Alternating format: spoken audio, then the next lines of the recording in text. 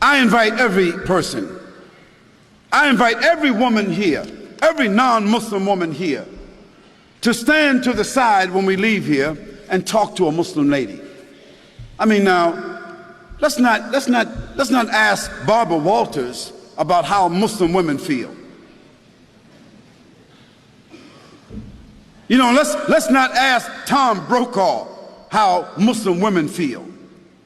Let's not ask CNN, ABC, Fox. Let's not ask the London Times or the Australian Times. Let's not ask non-Muslims about how Muslim women feel, how they live, what are their principles, what are their challenges. If you want to be fair, ask a Muslim woman. Ask my wife.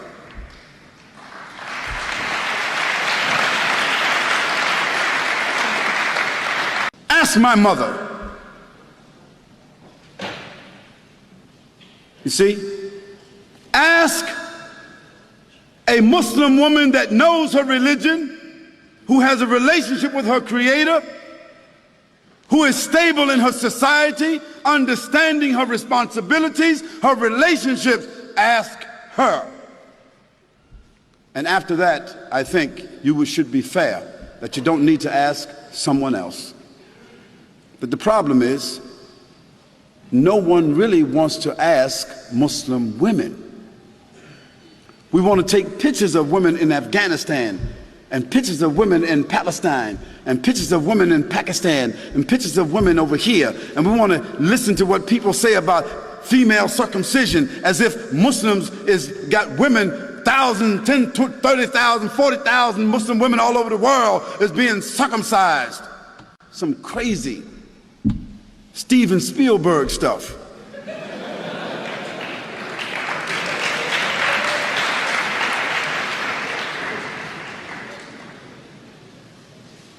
And let me give you a statistic that you should know about.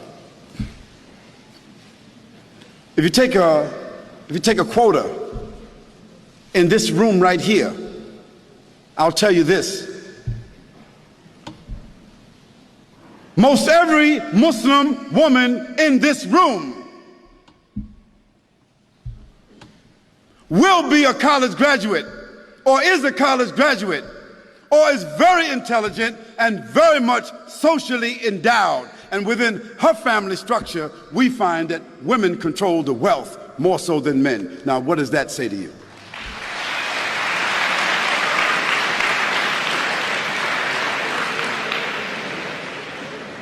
Now, where you find women oppressed, women exploited, women mistreated among Muslims, that is because those Muslims themselves are not representing the principles of the religion. And in every religion, you've got black sheep.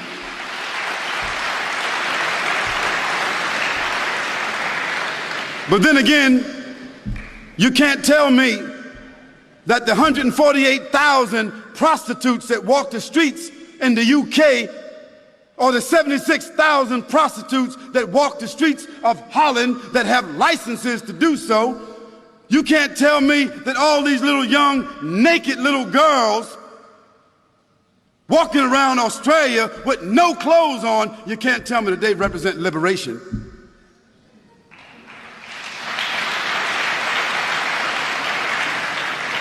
You can't tell me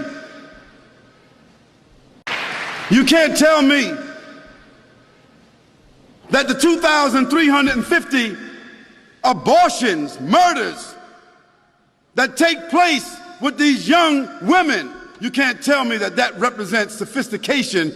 You can't tell me that that represents liberation. You can't tell me that a naked woman sitting on a chocolate bar, a naked woman selling everything, toothpaste, everything, you can't tell me that doesn't represent exploitation. So let's put things in context.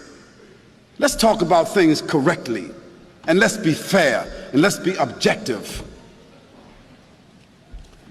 We can talk about that a little bit more if you want to. And let me give you one more statistic. One more. prostitution, venereal disease, abortion, and pedophilia. And this horrendous number of children being raped and kidnapped that exists in the Western world. It is almost unheard of in the Muslim world.